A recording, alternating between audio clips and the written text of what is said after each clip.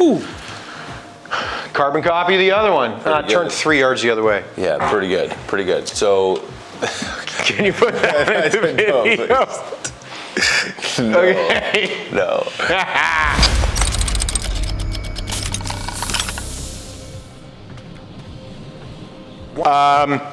We were smacking a stock G430 LST. It is the best fit for me. For sure. Now we're going to tune the Ferrari. It's a great driver, great stock shaft option. Yeah. This is Ping's Tour. Yeah. Now we're going to go from a $0 upgrade, because Ping's stock option. Yeah, it's free, that one. Yes. Yeah. To a shaft that is, actually we're going to go to the most expensive shaft we have. Definitely not free, this one. It is not free. It is a $1,500. It's a $1,500 driver shaft. So shaft. So you got the driver head, which is $850. $850. Then you got $1,500 for the shaft. So math. basically what we're doing is we're showing off one of the most expensive possible combinations you can make. Exactly. We should. And let's see if it outperforms. Exactly. So I need a screw. Okay, so we're going to go off here. We're ignoring price. Yeah. We are just putting the most expensive, highest quality shaft possible. Sometimes most expensive or more expensive is better. Sometimes it's not. Exactly. I've got limited experience hitting the shaft. It's very cool looking. Yeah. Very expensive. Yeah, exactly. I mean, and it's also really expensive. That's true. So Oban is one of our suppliers, obviously, Yeah. and this is Oban does not admittedly come out with new things all the time. Doesn't mean their stuff is bad or outdated. Their product's great. They don't need to update a ton of things. This thing is a new airburst. So if you're a seasoned veteran of our channel, we've hit the airburst before. We've hit the Cobalt and we've hit the Burgundy. Yeah, a shaft which I'm a very big fan of. Yeah, it feels amazing. It's very, very light, very tight. Very expensive. But no, it's one of those things where it's their premium tools, right? So Acra, the other manufacturer, the big manufacturer we work with, they do a version of this, right? They've got their RPG lineup, so they use their highest quality materials, which in theory, the output is that you can swing it a little bit faster and it be a little bit more stable. And obviously, hopefully it feels better as well for that price point, right? So generally shafts that you can swing faster, they do it by making them softer. Well, softer means that generally the tip is a little bit, you're a little bit more flexible, moves a bit more, which can create something wild. Yeah. Airburst has done it in a way where it's very light but incredibly stable. For sure. High quality materials, high quality price. So. Exactly. Yeah. All right. Okay. So I mean, it's gonna be hard to beat that drive. You hit that really well, but yeah, that was good. Let's see if we can't. Let's give her shit here. Exactly. Let's give me a swing. It looks expensive, man. Well, that's good. It is. Okay, so now we're gonna tune this up. Yeah. Good ball. Okay, so we got a couple miles of speed, couple miles of ball, and the smash factor stayed there. That was good. So right away, a little faster, a little more potential for output. So I mean, the thing that, like, again, that's just Matt's first swing with that guy. Yeah. It's 162.7 ball speed before that with a little bit of a turnover. Then 160, almost 5 there, 164.5. So, and that comes from a mile and a half of club head speed, 1.1 miles an hour. Yeah. So smash factor stayed the same, but you gained a little bit. So a little more carry and a little more consistent in my mind. So I'm just going to check the swing weight of this driver because I think it might be just a fraction heavy. When I was putting it together and kind of just waggled it, it felt like that. So we're just going to test it. Nice thing with Ping, adjustable weight, so we can move that if we need to or change it on the fly. It's definitely heavy, yeah. So a little bit on the heavy side. So I'm just going to check what weight this is and then I'm going to swap it. So I'm going to grab a little tool here. There we go. So just gonna pop this out and see. I think it's the 25 in here. 22. So we're gonna take a little bit of weight out. We're gonna go to the 14. So we're gonna lose about 8 grams of weight here. And then we're gonna test that. So swing weight should come down about 4 points or so, which hopefully will make this even faster, even better. So I'll meet you over there.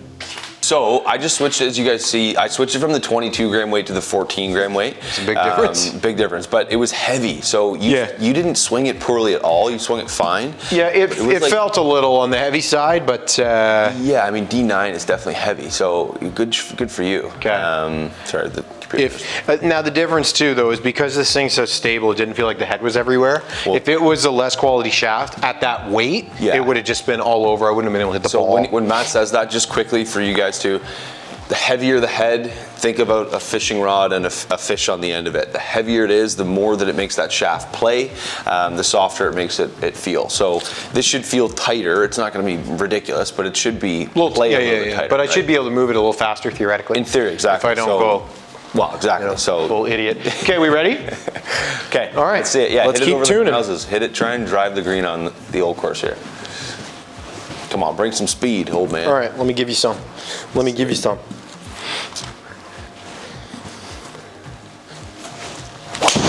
Woo! There's some gas. Good ball, dude. That was fantastic. Yeah, that felt very solid. I actually didn't quite catch dead nuts, yeah, but I could feel the face holding on. Like the shaft's really good. Yeah, see, and okay, so again, me as a fitter sitting back here, when I'm fitting someone like Matt or just every day when I fit people, I have to think about what it did to his golf swing, right? So it allowed him to swing a little bit more left and swing a little bit more up on it, which turned into a nice little fade instead of a tiny little pull. Was he wild with the other one? No, he wasn't, but he hit the shot shape that makes him feel comfortable. Something that he kind of threw his hands at that didn't turn left. It actually wanted to like stabilize and go to the right, which I think is a confidence inspiring thing for what I know Matt likes to see off the tee.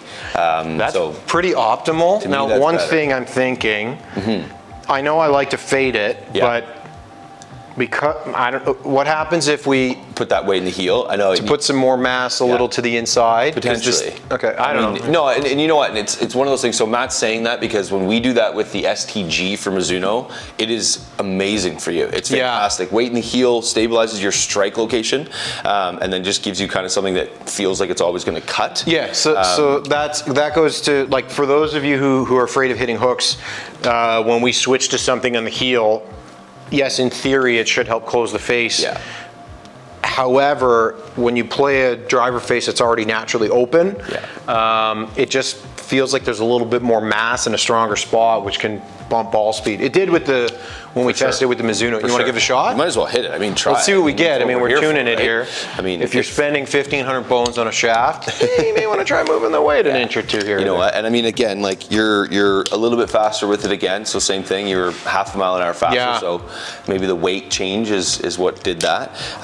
But I think that the thing for me is like you want to make sure you test all the options, the avenues that you could go down, because I mean, yes, there's tons of options that you could make with this. We know which ones we're probably not going to do, but weight, heel, center, and then toe is probably not a bad test to just do anyways, right? And then maybe hot melt on the face if the spin's up, or well, it makes it Matt sound always cool. wants me to put hot melt in his driver because it's cool.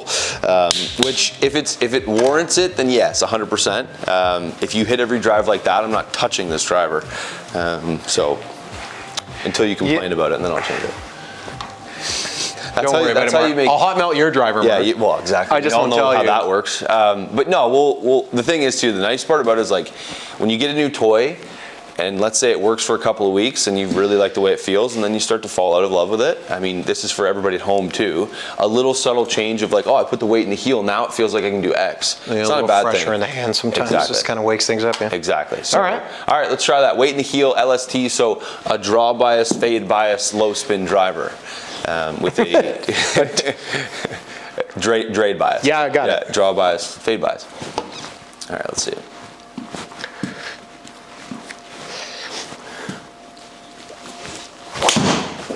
Good ball.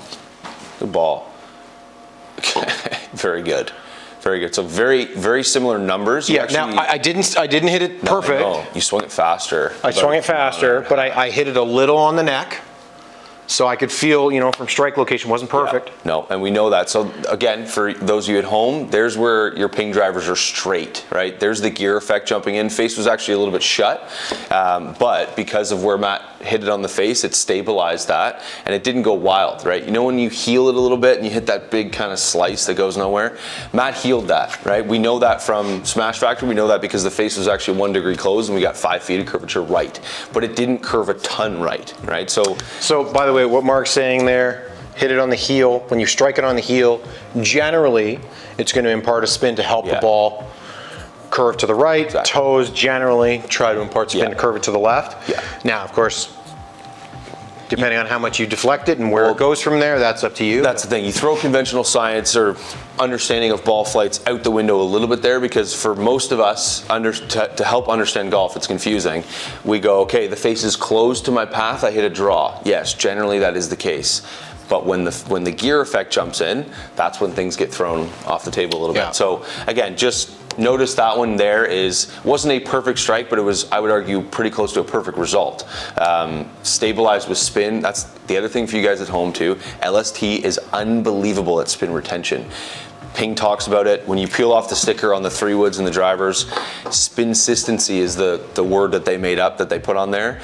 Exceptionally important if spin is your enemy, right? Because if you're someone who is all over the face, maybe not even in that sense, maybe you just spin it sometimes. This thing, if you hit it low on the heel, it does not spin very much. So it's actually a great product for someone who struggles with that. I would say that Matt generally hits his drivers pretty straight, but you can fluctuate with distance. You'll hit one 310, then you'll hit one 275. Yeah, I'll hit a spinner and exactly. Yeah, so a driver like this will mitigate that fluctuation, and your spin consistency will stay very consistent. So the nice thing is, what we're seeing with this is when we switch to the AK shaft, they've all been above the good one I hit with the stock shaft. Yeah. But I haven't flushed this yet. Yeah, exactly. So miss hits are better. Yeah. They're above average they're better than the good with the stock. And then when we get the good ones, yeah, no, exactly. even better. And so I think that's generally the difference you see with exactly. that. My last thought on this too is Matt had a little bit more feel with that. You could tell right away, right? When he hit one a little bit heely, he was like, oh, I know exactly how to hit it. Yeah. If we were playing golf, I'd go, great drive, right? I would have no idea. But with this, there was a little bit less feedback, I think, in that sense. Was it still good? Yeah. But you felt like every drive you hit was like 8 out of 10. With this, it's like, oh no, it's 7. But realistically, the results are better than that. So there's a little bit more feel and a little bit more responsiveness when it comes to that shaft for you. So basically what we're saying is, do you have to spend $2,400 on a driver? No. Can you? Yeah, exactly. Can you? Yep. Good. And is it good? Yeah, it's great. Yeah, it's good. So, stock is very good as well. Yeah. But when we sum it up as to like a who it's for, the SFT is generally for somebody who struggles with a slice. Exactly. The Max can be for really either or. A ton of people, yeah. Max fits the guys that wants to hit fairways, that's not worried about hitting it the longest they can. Is it a long driver? Yes, but it's not quite as long as LST, right? LST is generally for those who hit hooks. Yeah.